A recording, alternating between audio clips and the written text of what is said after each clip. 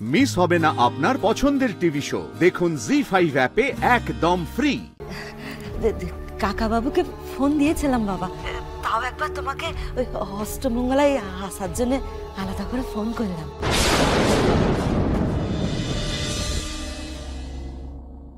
দিদি ভাই, তুই যোগে ফিরিয়ে নিয়ে এলি, তার জন্য ওর বাবা মা কাকা পিসি সবার তোকে ধন্যবাদ দেওয়া উচিত।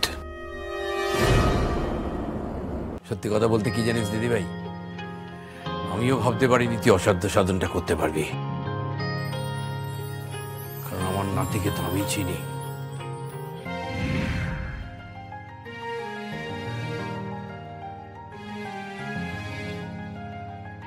রুকু দিদি এলে?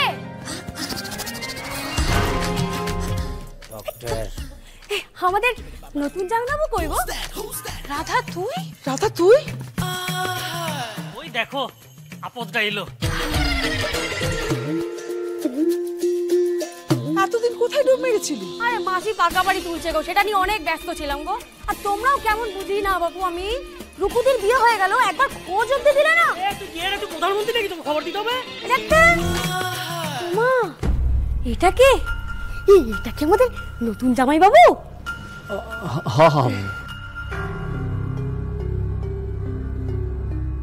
হ্যালো, আমি রাধা। ঠিক আছে। এই ঠিক আছে বলছিস রে, চাকর তুই একটা। তুই চাকর?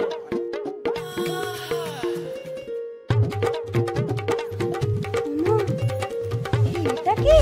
ও তোদের নতুন বৌদি, রায়ন দাদা বাবুর বউ। ঢপ দিও না ঠাম্মি, রায়ন দাদার বউয়ের এই ছিরি।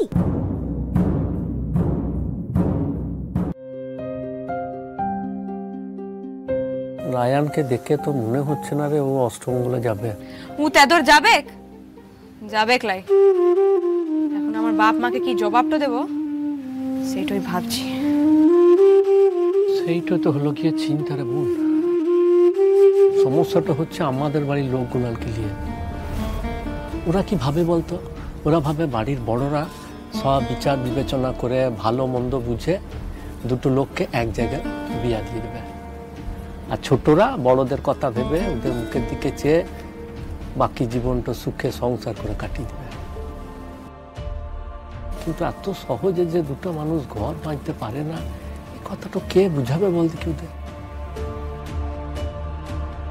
সহজ সরল মানুষ তো সব, ওদের মনে আঘাত তো করবো? এত দম রয়েছে আমাদের বুকে পাটা রয়েছে, তুই বল লাই তো। সেই লেগে জ্বলে পুড়ে মরছি রে আমরা বোন। ডিভোর্স হবে আমাদের বাড়িতে, তাও আবার আমার মেয়ের হাত ধরে। সবাই আঙুল তুলে বলবে যে ওর ডিভোর্সই। নয়তো একটা সমস্যার সমাধান করতে গিয়ে আরেকটা সমস্যা এসে পড়লো। মা প্লিজ। দিদি শর্ত। আরে ওরকম কাঁদার কি আছে? মানুষের কি ডিভোর্স হয় না? হ্যাঁ, একটা টক্সিক রিলেশনশিপ মেইনটেইন করার চেয়ে না ডিভোর্স হয়ে যাওয়া অনেক বেটার। কি তবু আমার লাইফ থেকে বুঝতে পারছো না? একটা মেয়ে জোকের মতো ঘাড়ি চেপে রয়েছে, কিছুতেই নামাতে পারছি না। কিন্তু গোপালের মতো সুবিধার মানুষ নয়। ও কি শুরু করেছে জানো? এখন কি শুরু করেছে আবার? এখন আমাকে ব্ল্যাকমেল করা শুরু করেছে। বলছে নাকি ওর কথা না শুনলে, ওর দায়িত্ব না নিলে আমাদের বিয়ের কথা গোটা ইউনিভার্সিটিতে চাউর করে দেবে। ইউনিভার্সিটির দেওয়ালে দেওয়ালে আমাদের বিয়ের ছবি নাকি লাগিয়ে দেবে। কোনো মানে হয়? বন্ধুদের সামনে হিউমিলিয়েশন আমি কিছুতেই সহ্য করতে পারবো না, সেটাও খুব ভালো করে জানে। তাই আমাকে থ্রেট দিয়ে নাচিয়ে যাচ্ছে।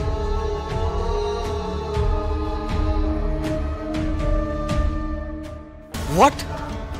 কি বলছিস কি তুই ব্রো? তার মানে তোকে থ্রেট দিয়ে এখানে এনেছে? ইয়েস ব্রো, তুই ওকে চিনিস না।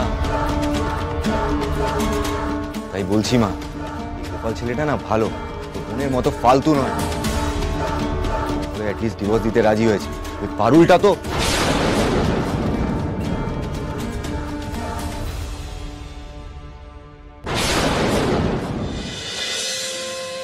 বিয়া আমাদের ভাই বোনের জীবনটা কিভাবে পাল্টাই দিল বলো দাদা? এক ধাক্কায় কতই না বড় হয়ে গেল, কত মানুষ চিনল। আগে জানতাম যে মন দিয়ে লেখাপড়া করে ভালো একটা চাকরি পেয়ে রোজগার করতে হবে। বাবা ভুবনেশ্বর যাকে জীবনে দেবেন তাকেই মন দিয়ে ভালোবাসতে হবে, আর গুরুজনদের কথা শুনে আশীর্বাদ নিয়ে জীবনটা পার করে দিতে হবে। এই তো সহজ সরল হিসেব, কিন্তু মানুষ যে এত জটিল হয় সেইটাও তো শিখলাম। বলো, দেখো আমরা না হয় ব্যাপারটা শিখলাম, কোনো রকমে আমরা ব্যাপারটা মেনে নিলাম, কিন্তু আমাদের পরিবারের লোকগুলো ওদের কথাটা ভাবতো। দেখ, বিয়া তো দুটো মানুষের মধ্যে শুধু হয় নাই, দুটো পরিবারের মধ্যে হয় নয়। দেখ বোন, এই ডিভোর্স শব্দটা ওরা এখনো ভালো করে শুনে না, ওর মানে তো বুঝে নাই। তুই ভাবতে পারবি আরে এই যে রুক্মিণী আমাদের বাড়িতে রয়েছে না, বাড়ির সবাই ওর সঙ্গে কি ভালো ব্যবহারটা করছে। এবার তুই ভাব 6 মাস পরে আমাদের মধ্যে ডিভোর্স হলে তোর মনের অবস্থাটা কি হবে বলতো? আমার বাপ মায়ের কথাটা একবার ভাবো দাদা, ওদের আদরের বেটি পারুলকে তারপর ঘরেই তুলতে চায় না।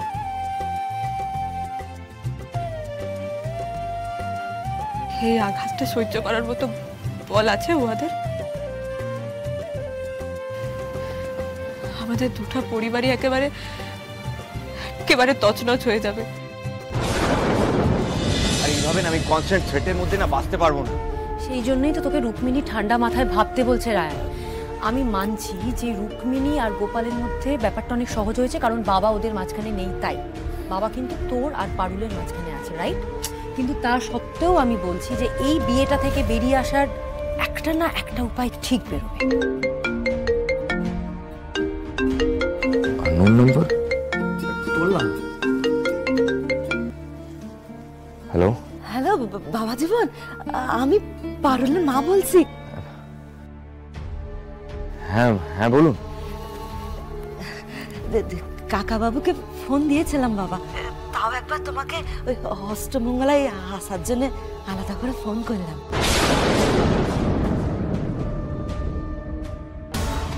আসলে বউ ভাতের দিন তো দেখা হয় নাই, বন্ধুর পাশে থেকে কত বড় পুণ্যের কাজ করছিলে। কিন্তু জোরে আসতে হবে বাবা।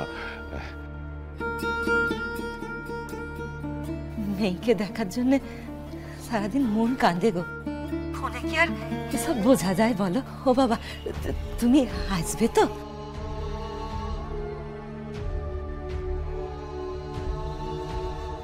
হ্যালো হ্যালো জামাই বাবা, শুনতে পাচ্ছ? হ্যাঁ হ্যাঁ শুনতে পাচ্ছি। যাবো বই কি, নিশ্চয়ই যাবো, নিশ্চয়ই যাবো। আরে অষ্টমঙ্গলে তো জোড়ায় জোড়ায় যাওয়ার নিয়ম, তাই না?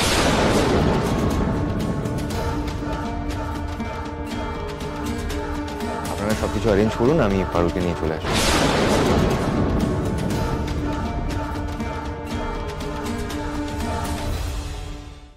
জি5 ডাউনলোড করুন আর সব এপিসোড দেখুন একদম ফ্রি।